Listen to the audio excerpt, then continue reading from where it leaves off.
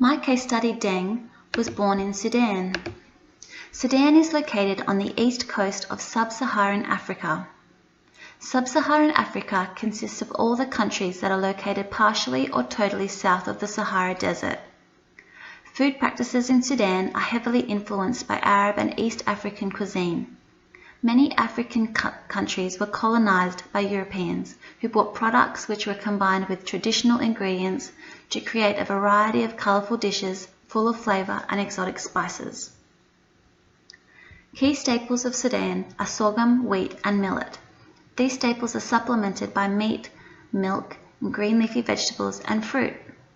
One of the main staple Sudanese dishes is a cider, which is a porridge made from sorghum, wheat, or millet. Interestingly, this porridge is not just eaten for breakfast. Instead, it's served throughout the entire day alongside stews. In the north, the cuisine is quite simple.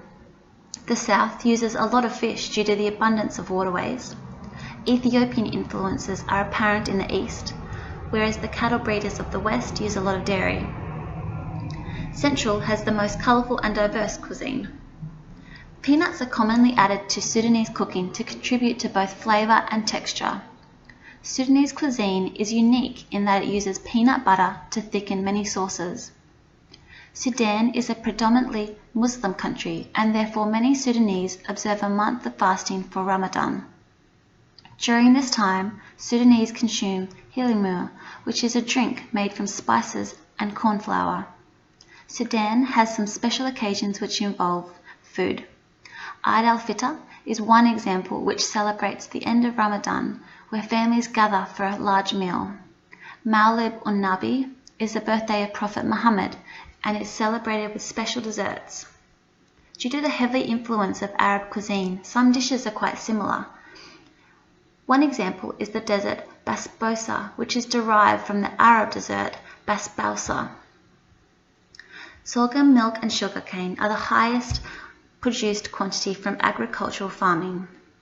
At 18 million tonnes, wheat is by far the biggest export for Sudan. This is followed by barley and milk. Milk is understandable as it's one of the highest produced agricultural products by Sudan. Interestingly, milk is also at the top of the highest imports list. Given those statistics, it's not surprising that milk is the highest consumed food product in Sudan. Further, given sorghum is a key ingredient of a cider, it is not surprising that it's the second most consumed product. What is interesting, however, is that there's no value for nuts, even though peanuts are a key addition to many dishes. Comparatively, milk and wheat are also highly consumed in Australia.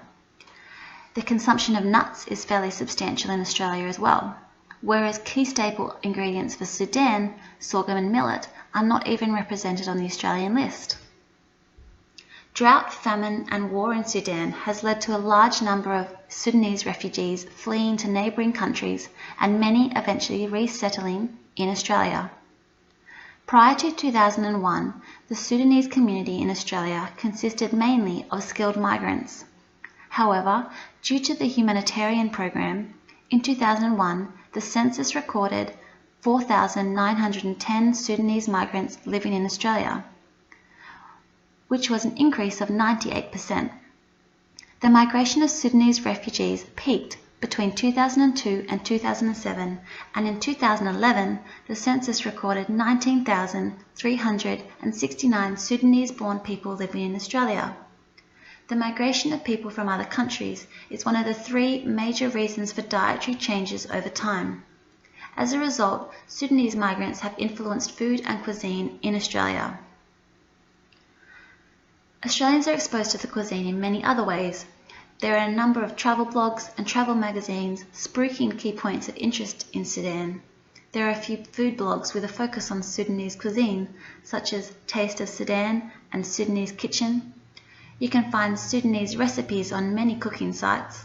The SBS even has a section devoted to Sudanese recipes and food.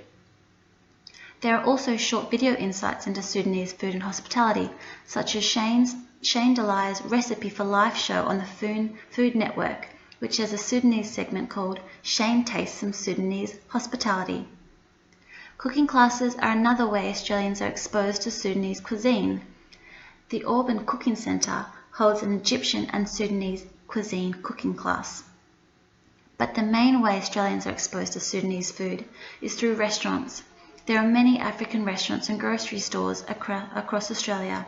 Some restaurants are even specific to Sudanese cuisine, such as the Kush Sudanese restaurant located in Brisbane and the Kortum Centre restaurant, which is located closer to where Deng lives, in Melbourne.